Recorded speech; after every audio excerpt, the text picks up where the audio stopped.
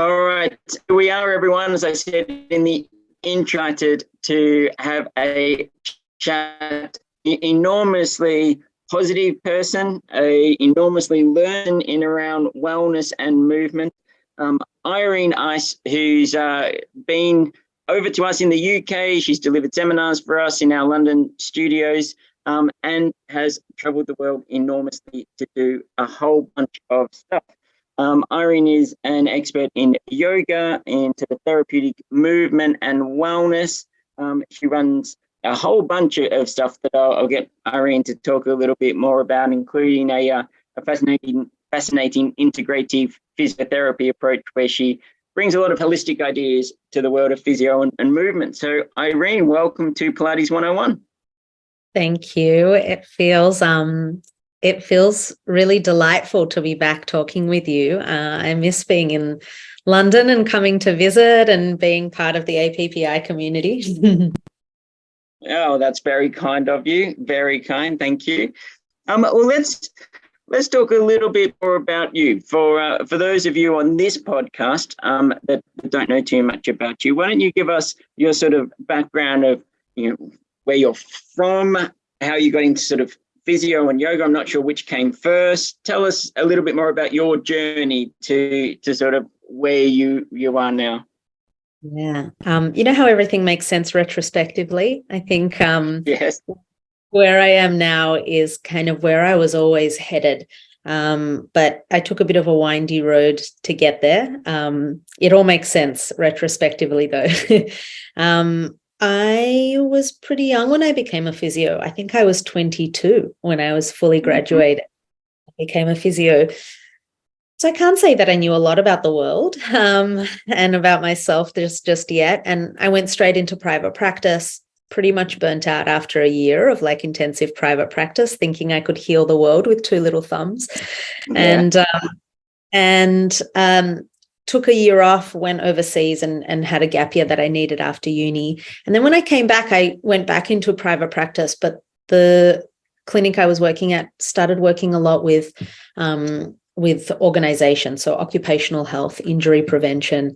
And I started to carve out a bit of a pathway for myself there, not only seeing the power of preventative initiatives, but also I was the head of training and development there after 7-8 years working with the organization. And so the beginning of like teaching and wanting to share in that way was coming through.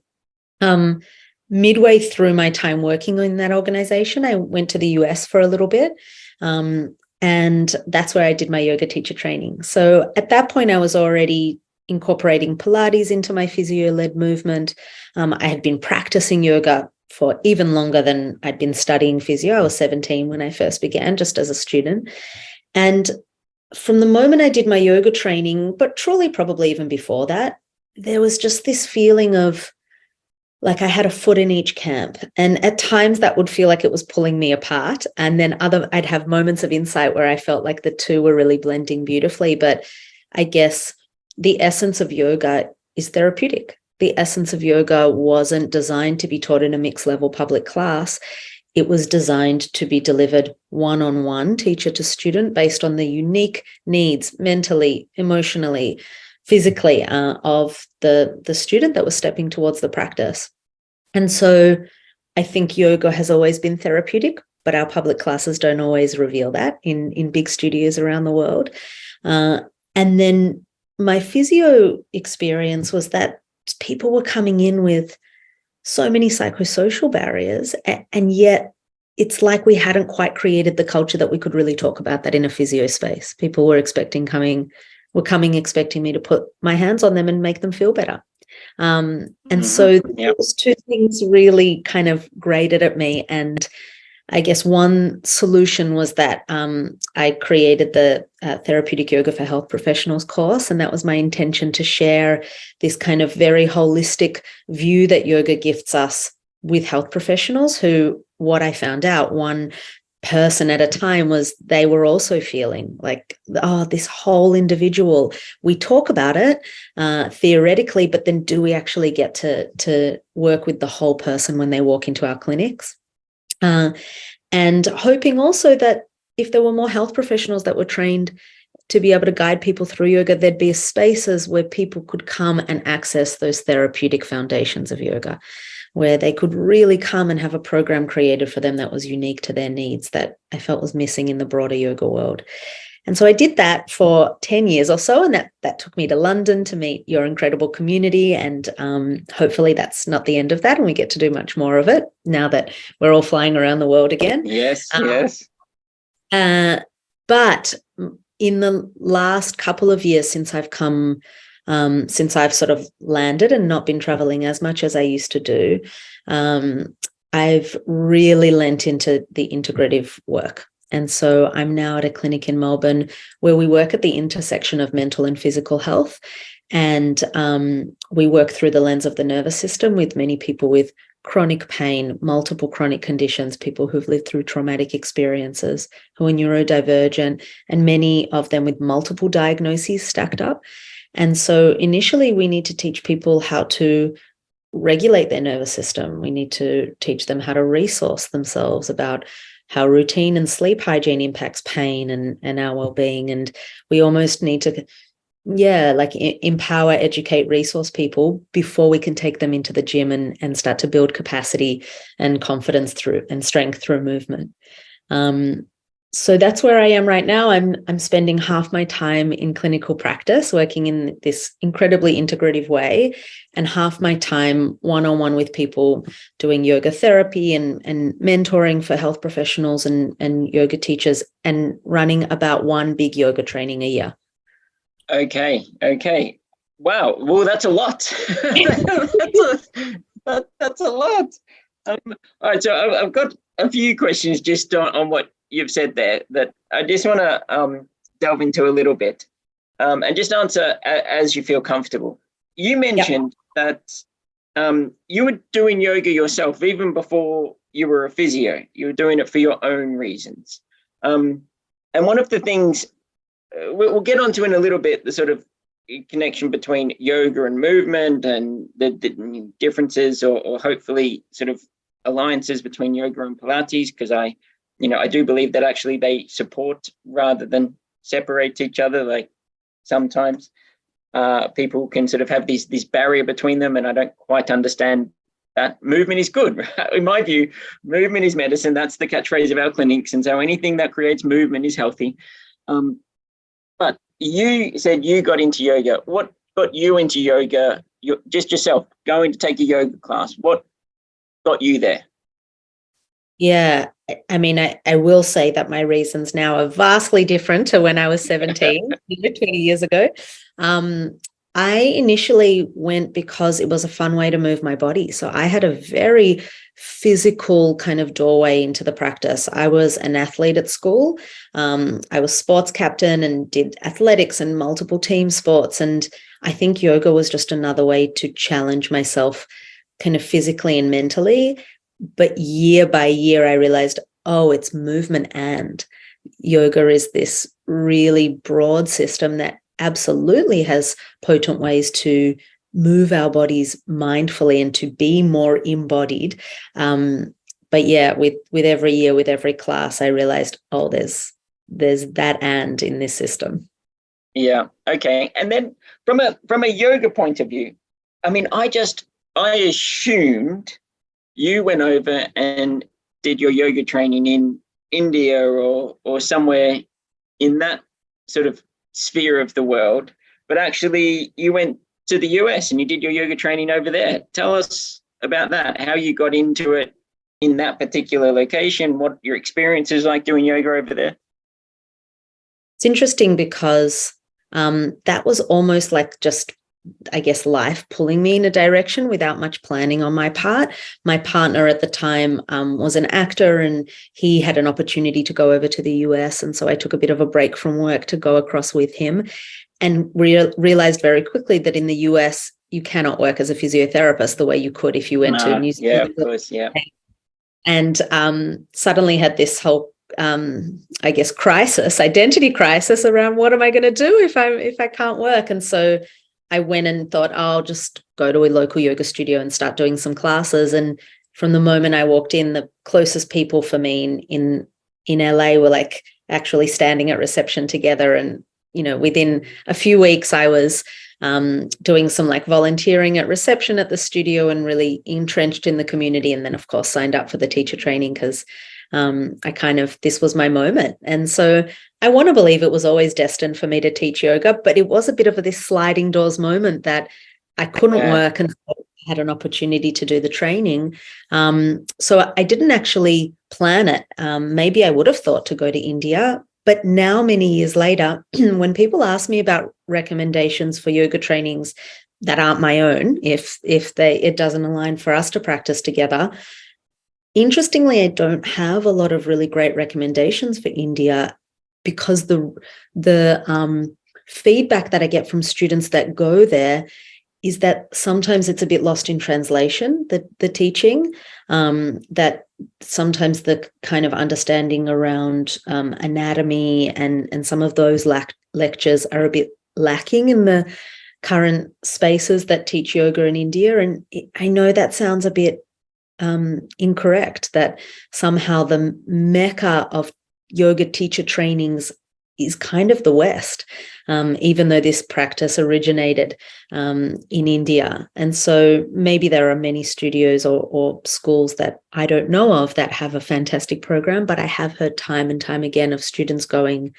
to India to study and feeling like then they have to come back to Australia and do another course, or to the West and do another course in the UK, in the US, in Australia, to feel like they're ready to teach in the West.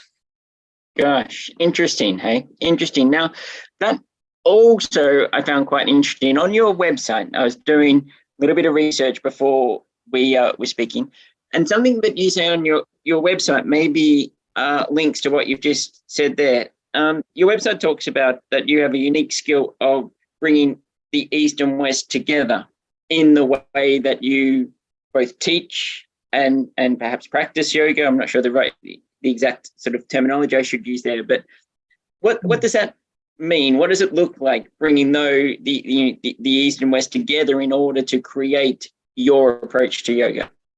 I really appreciate that question because people don't often ask that of me. They just take that on face value. But I guess my yoga school is called The Bridge because yes, I feel like, of course, these are Vedic teachings. These are teachings that originate in India.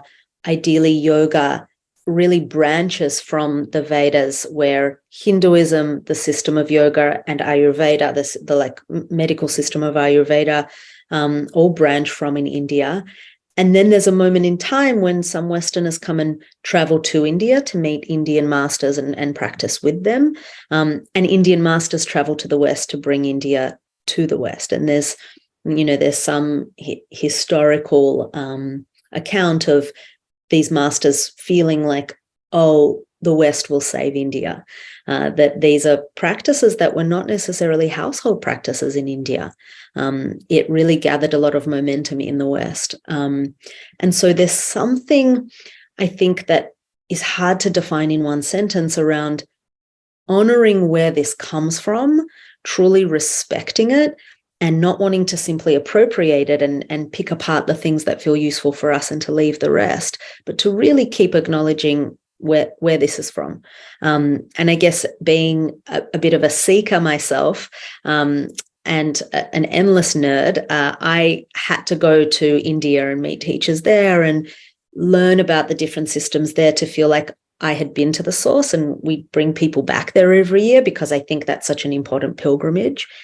And yet we've learned so much about the body and movement and pain since then. Yoga was much more about the mind, was much more about explorations of consciousness, I guess, than it was about the body. Hatha Yoga, the really physical exploration of yoga, is very contemporary compared to the traditional roots of yoga.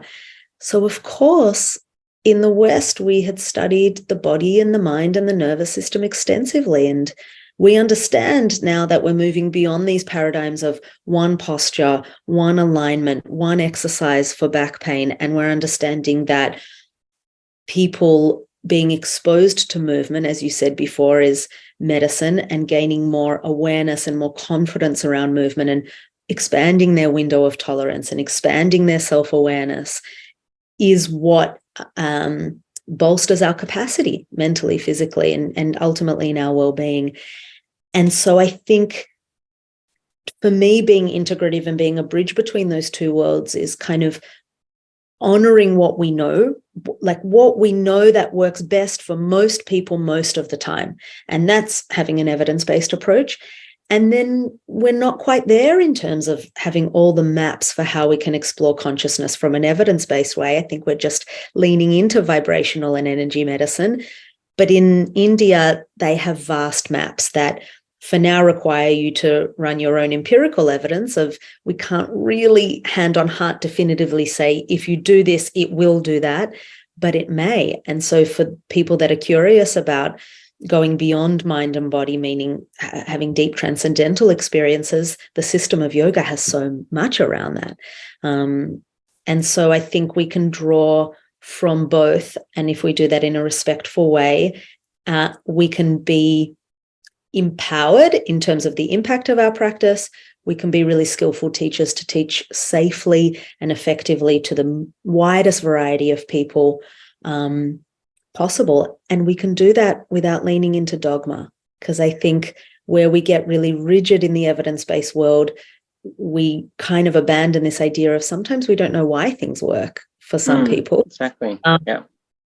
And yet in the yoga world, I see a lot of dogma. I see a lot of like, this breathing technique will do this.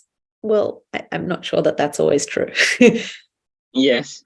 Yeah. It is interesting, isn't it? It's, finding that balance between what seems to have really positive benefits for a person, but maybe we can't get that specific bit of research that tells us why. But also understanding that there is an enormous amount of evidence, and we have learnt an enormous amount in the last, 50, 100, 200 years or so. And so, I think your concept there of the bridge, I think is genius. I've got to be honest, Irene. That's just, I've got this visualization of sort of you right in the middle and these two sides coming up to meet. And I think that's a really unique position to be in. And hearing you speak, obviously, you're extremely knowledgeable about all the various sort of elements that comes into one's being. And one of the things that you've touched on, just a couple, you've just said it a few times, and it's intrigued me quite a bit here, is you've spoken. There's two things that you've mentioned so far. One was nervous system regulation and how movement can assist that, help that, and I'm interested to explore that with you as well. And you also, right at the start, when you're talking about where you work now and this intersection of physical and mental health, you said a phrase, sleep hygiene. What does that mean? What does sleep hygiene mean? I know we all should. I know I need to get more sleep. We should all get more sleep, but what do you mean by that? Yeah, I think we have a mounting amount of evidence around pain and sleep and recovery. I guess even just mental, physical recovery, based on not just the length of sleep that we have, but the quality of that sleep. And when I think about sleep being something that's quite spontaneous. It doesn't feel that way when we're having trouble sleeping, but really I think about creating the conditions for sleep to occur. Meaning, some of the practical things, you lie down in your bed, you turn out the lights, you're in your pajamas, you've got your teddy, whatever like your kind of routine is that makes you warm and comfortable. And then you relax your body, you close your eyes, and you begin to downregulate in your nervous system, and you have to drop into more of a parasympathetic state until eventually we relax to the extent that we fall asleep. We don't do anything extra to fall asleep. We just keep downregulating. Our brain waves keep changing. Our nervous system keeps downregulating until we fall asleep.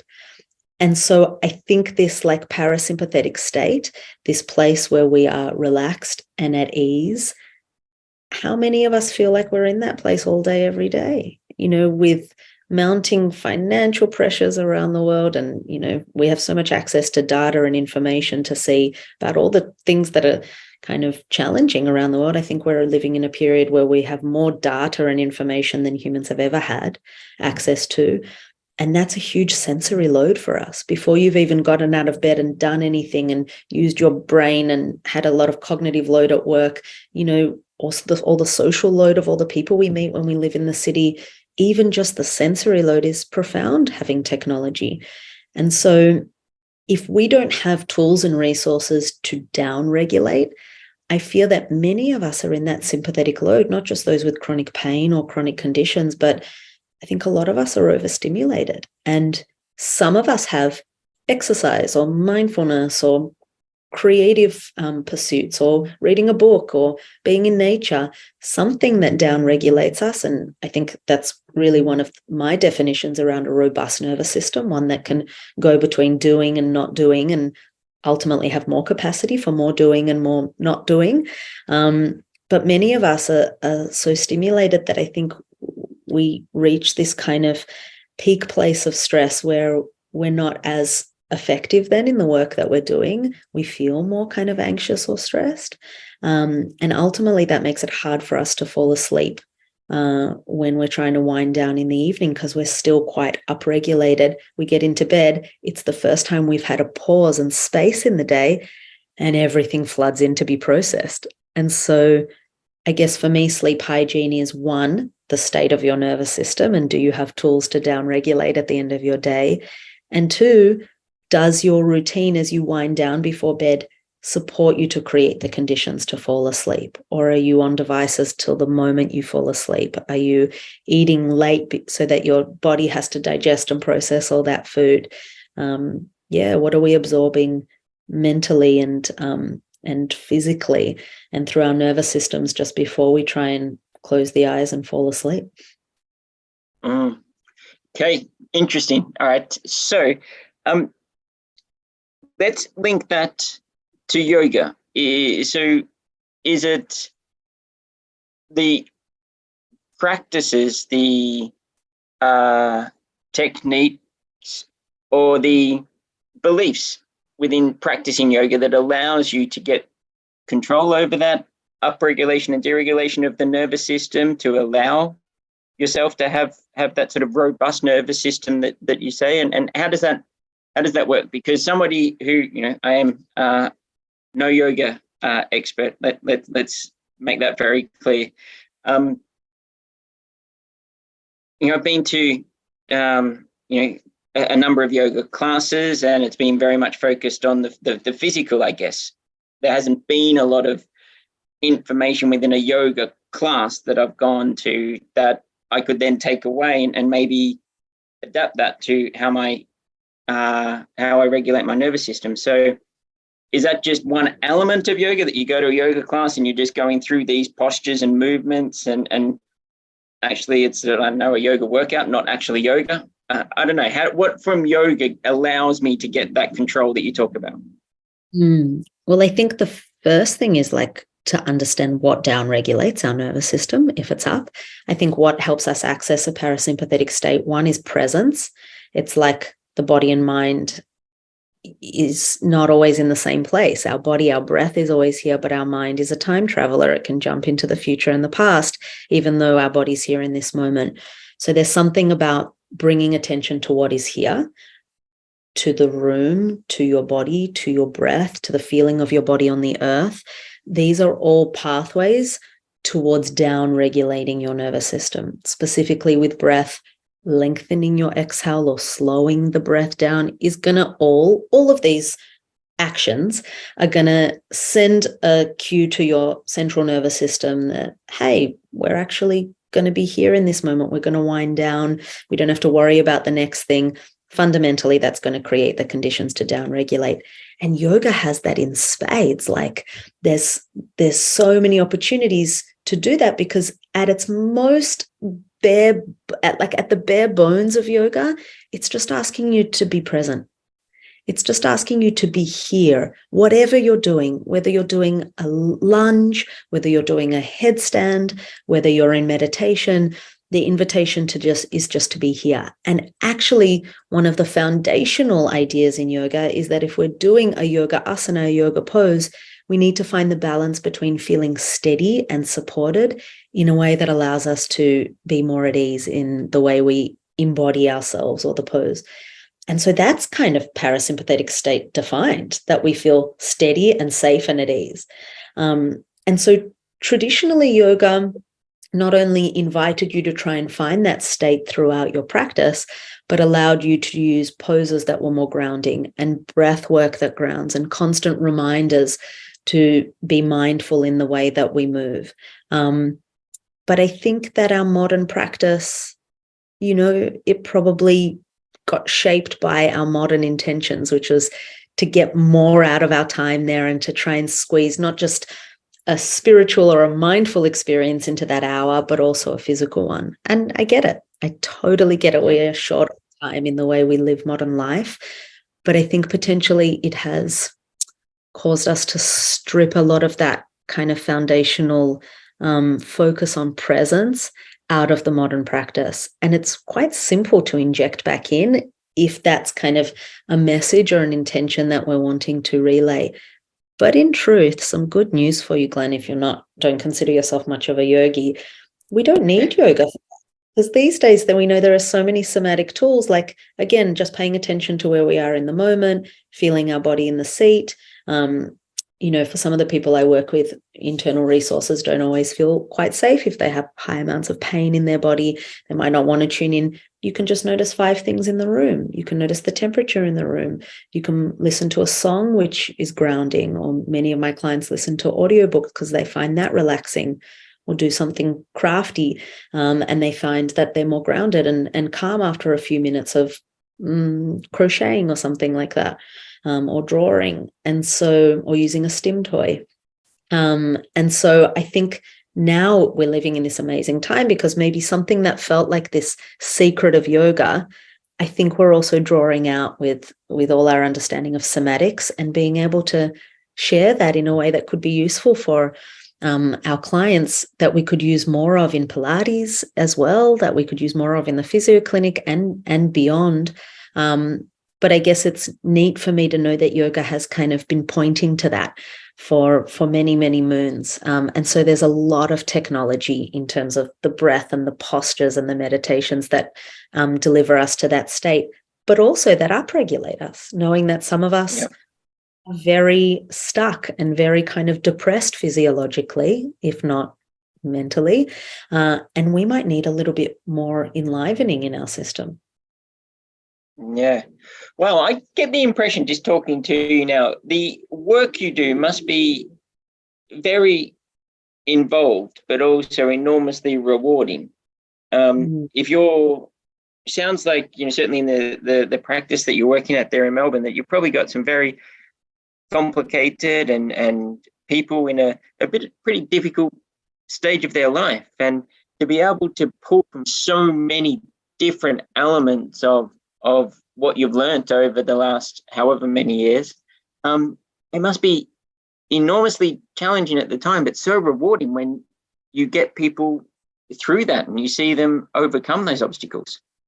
Yeah, that really is how I feel. I kind of feel like I'm exactly where I need to be. Like all the things I've been interested in over the years have just brought me to this kind of place, not just where I am physically in the clinic, but just almost like we're ready now to be integrative in the way we approach healthcare. We're a bit more open-minded, I guess, but also acknowledging that a lot of the people I work with, I guess our modern healthcare system has often shut the door in their faces, that people come in with chronic fatigue and they're told, you just need to go for a walk. Or, we know that often health professionals, especially in public health, very short amount of time, they're kind of working with their hands tied behind their backs. But also it's just emerging all this understanding of, dysautonomia over time, and that people who are maybe neurodivergent, living in a very neurotypical structure, people who have experienced traumatic experiences in their lives, that perhaps that impacts our nervous system in a way that over time is cumulative, that may ultimately lead to something like a chronic fatigue or a fibromyalgia diagnosis. We can't draw exactly a straight line, it's multifactorial, or chronic pain. And so I think what's really interesting in the work that I'm doing is there tons of complexity? Absolutely. Am I a sucker for complexity? Absolutely. So I really like working with that complexity. But paradoxically, a lot of what I'm doing with that complexity is coming back to simplicity, coming back to, let's talk about the nervous system and its role in all the systems in our body.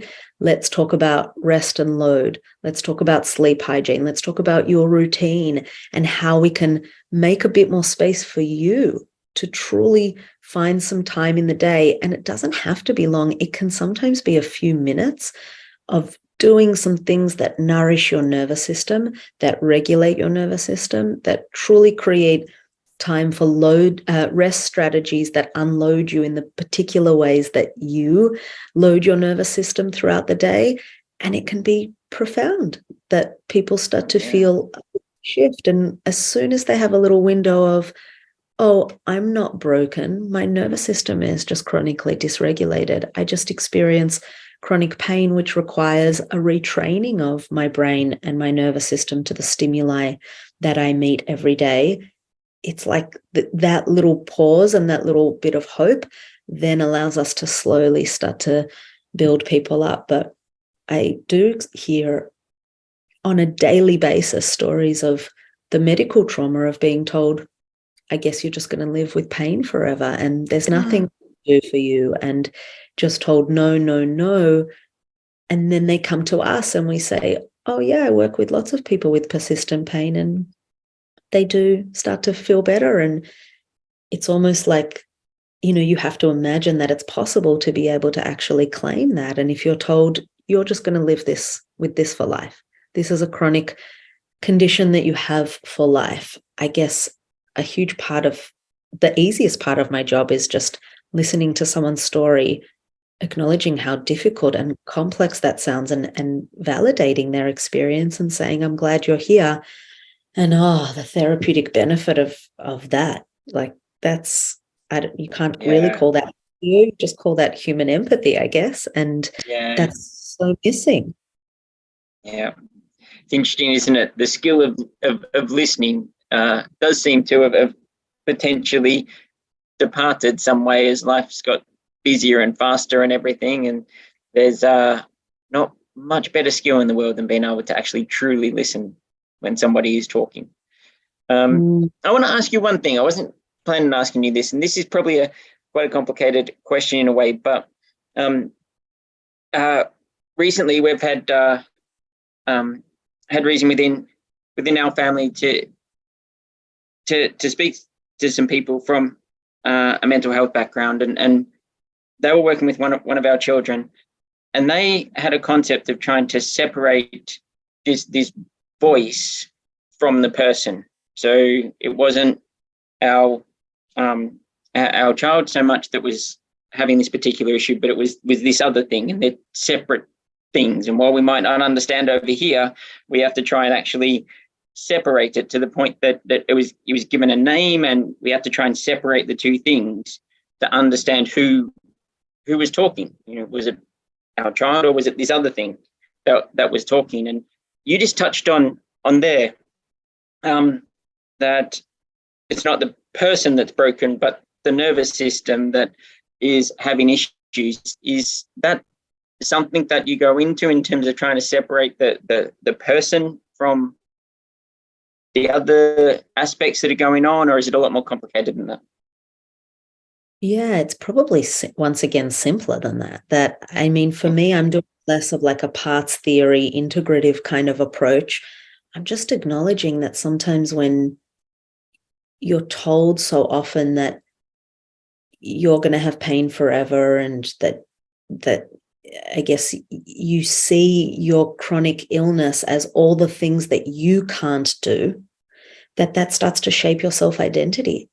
And to kind of just separate that out and to say to people, when I teach people about the parasympathetic and the sympathetic state and fight and flight, and that at times when we can't respond with fight or flight in a particular moment, we might go into a freeze response, and that can be really central to the way that we respond when we experience some traumatic experiences, and that can kind of stay with us. And whilst I'm not working directly with people's trauma, as I'm kind of talking about the way the nervous system responds to different moments in life, you see people's eyes widen and they say, I have that.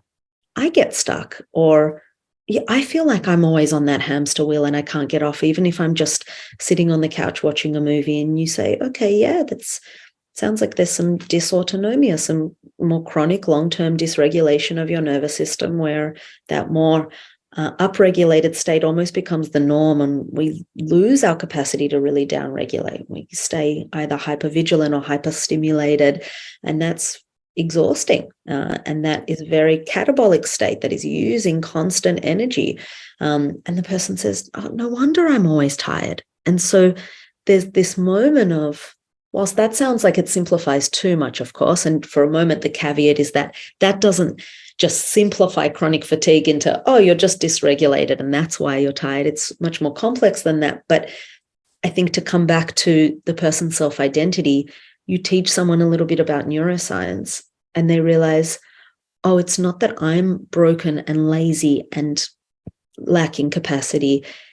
It's that I need to regulate my nervous system to reclaim my capacity to have access to my energy. It gives them, I guess, a window into, oh, there's some action that I can reclaim. I can put my hands back on the reins rather than feeling just, I'm this broken person and there's no hope for me. Yeah. Wow. That would be quite an empowering process to go through, I'm sure. Well, look, let me bring us back a little bit to the movement side of things. And I'm sure you're asked this a lot. I'm asked this a lot in terms of what's the difference between yoga and Pilates and why would you do one or the other? Why don't you explore that question for us? I think they're similar and different in many ways. I think they're similar in terms of, is a plank Pilates or is it yoga? Like there are some foundational shapes, right, that we make with our bodies that I think exist in both. I think movement across different planes exists in both. I think there's definitely more work with load and resistance in Pilates. There's a lot more equipment that we use, and therefore we're fundamentally working with springs and elastics and weights in a way that isn't traditionally done in yoga. In like my therapeutic yoga approach, we bring all of that in. But that doesn't exist in yoga traditionally, because I think yoga traditionally wasn't really about the body. It was about the body as part of a holistic part of body, mind, breath, and then beyond, whatever that means to all of us. So I think yoga has this vast philosophy and these maps and these frameworks for understanding how we move, breathe, think, and feel. So it's quite vast, let alone the more spiritual slant of yoga that talks about soul and talks about connection to source, nature, the divine, whatever we might call it, whatever name we give it. And so I think that yoga offers us a lot of breadth in terms of exploring who we are in the world, let alone the giant questions of who am I and why am I here. Actually, traditional yoga, I don't think it's as, I hate to play them against each other, like I really I feel myself wanting to avoid saying it, but I think traditionally yoga is not as robust in being able to strengthen and challenge our body as Pilates is. I feel, and you'll correct me if I'm wrong about this, you're much more studied than I am at Pilates. It was formed originally as a movement modality that was designed to build people's strength and build people's capacity across different kinds of movements and build their agility. Yoga was kind of about the mind. And so in contemporary practice, it's become about the body. But if you look at a contemporary yoga class, that's not comprehensive in terms of creating flexibility and strength. We need load for that. We need progressive load for that. We need to not just push but pull things. So I think yoga in that kind of vinyasa flow modern class falls a bit short in terms of being able to be a perfect rehab modality in a way that Pilates is really great. But I think whilst there's a focus on breath and mindfulness in Pilates, maybe not as much of a system of really studying who we are. Yeah, absolutely. Absolutely. Well, in that way, why don't you tell us more about how you developed and created the Yoga for Allied Health Professionals program that you run, and how that brings in the concepts you spoke about earlier of yoga, but also that sort of rehab and physio side that you bring to it. So how did you go about creating that program, or was it more an extension of the work you had found you were doing yourself and were just transitioning into a more formalized teacher training program? How did it happen? I guess my intention behind it was to fill what I saw were the gaps on both sides. So feeling like often when we as physios are working with people's body, we're not literally doing it, but we're almost ignoring their mind and, their social history. Less so with each day, I believe. We're doing much more motivational interviewing. We're being much more biopsychosocial because the pain science is pushing us in that direction, and movement science. But I felt that was a bit of a gap. And then there was also a bit of a gap, I felt, in the yoga world in terms of how therapeutic a regular a public yoga class was, because of, I guess, the lack of understanding of anatomy and injury management and pathophysiology of your everyday yoga teacher, but also because we were just moving in these very sagittal, coronal, horizontal planes. Yoga's very linear, and there isn't a lot of load and isn't a lot of variety, and so it's limited in terms of how it can rehab somebody in all the wonderful ways that someone needs rehabbing when they have a particular injury that always needs something unique. I also think that public yoga classes were often run in hot environments. They were very fast. They were very kind of choreographed, non-stop, almost cardio experiences that exclude a vast majority of people. That make people feel like, oh, yoga isn't for me because I'm not already flexible, because I'm not already this fit, young person that this seems to be crafted for. So my intention was to, over 2 days, completely jam-pack the 2 days so that it was way too much, but to give people a little bit of the foundational philosophy of yoga that talks about yoga as a pathway through understanding of how we see ourselves, how we breathe, how we move, how we develop greater self-awareness. We call that the 8 limbs of yoga. It's from one of the texts called the Yoga Sutras. So I picked that because I thought it was quite a comprehensive map, even for people that were absolute beginners to yoga. I think it's a lovely map. And I think it has wonderful implications clinically because, again, it allows us to access what we do through the nervous system, through the breath, and how to move mindfully and how to be present with ourselves through meditation and what we call at the beginning the yamas and the niyamas, which are basically these kind of 10 commandments of yoga, or these principles of moderation and capacity to do no harm. So to think about how deep we go into things and how hard we go into things, principles like that were so useful for clinical practice. And so we did a little bit of that. That's really the only kind of philosophy. Of course, it just pours out of me throughout the day. But then we looked at some foundational postures and we said, let's break the rules. If you needed to make this pose, if you needed to take this pose as inspiration, so let's talk about the benefits of this pose physically, mentally, in our nervous system. And then let's talk about how we would make it harder and easier and how we would modify it and how we would do it if we needed to use a chair or a wall. So that hopefully as we go through some really foundational postures in yoga, that we can start to see that, oh, in order for this to be therapeutic, it has to be adaptable. It has to be modifiable. There's no such thing as this is an advanced pose and this is a not advanced pose.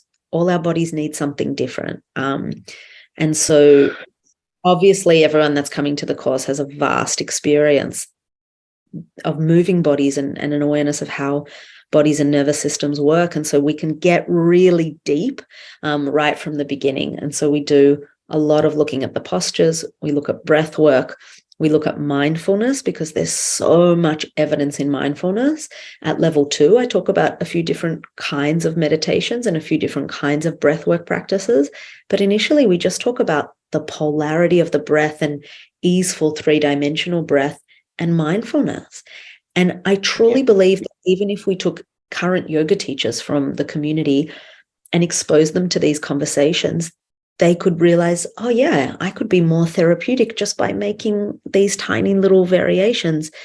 And that health professionals not only would be able to potentially use yoga in their rehab if they felt it was useful, but more than that, so they can start to feel it in their own bodies. Because I truly believe that until you know it in your body, whether you're a health professional or a yoga teacher, how do you teach it to others? Like, what do we convey if we don't know what it feels like in our bodies? And so in part, it's to teach about the potentials of yoga and the potentials of yoga in rehab and in therapy, if we break it apart and kind of use it the way we need it. In part, it's to break down the stigmas and the dogmas around what yoga is and isn't, because there's plenty of that. And then the final part is to give people an experience of yoga, like the state of yoga, that place where you're present, grounded, at ease, and to feel how potent that can be, so that might pass the so what test, so to speak, for people to be able to share that with their clients. Yeah. Well, I can say from our point of view, it's been one of our most popular courses. Everyone is desperate for you to be back on this side of the world again. And yeah, no, you need to come back. You've got a big following over here. You're thought of enormously highly over here. So we do need to get you back whenever that's possible. But look, I'm just so thankful to spend this time with you. Even just speaking with you, you make somebody more aware of themselves. You're already calm, and just with your voice, you're just kind of like, oh my gosh, you seem like the sort of person that never ever goes in other directions. You're just always so present and focused. It's quite impressive. Quite impressive. But look, sure. I'm sure that people would love to hear more of you and about you and what you're doing. I noticed on your website again that you have a few podcasts yourself that you're either working on or are doing. Do you want to share that with our audience so they can experience that as well? I have a podcast that I've been running for a few years called Wavelength, and it works on the premise that it really talks about connection in all its forms. And so that's a podcast I've been doing with my friend Ziggy for a few years. And I've just started compiling a podcast called The Bridge, which is going to be exactly what we've spoken about today, this bridge between yoga and all of the I guess tools and the technology within that tradition and evidence-based practice, and taking more of this integrative approach.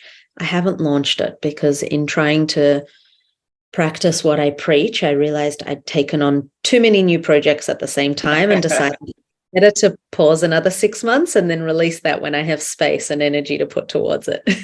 Okay. So right now people could search for Wavelength. Is that right? That's the company. Mm-hmm. And in terms of your website or social media, do you do much of that sort of thing? Where can people find you or follow you? Yeah, I do. So it's my full name, Irene_Ais. And the yoga school that I run, where I run 200 and 300 hour trainings and smaller immersions, that's under You Are the Bridge. You Are the _bridge, but they're linked within both my Instagram, so one can lead you to the other.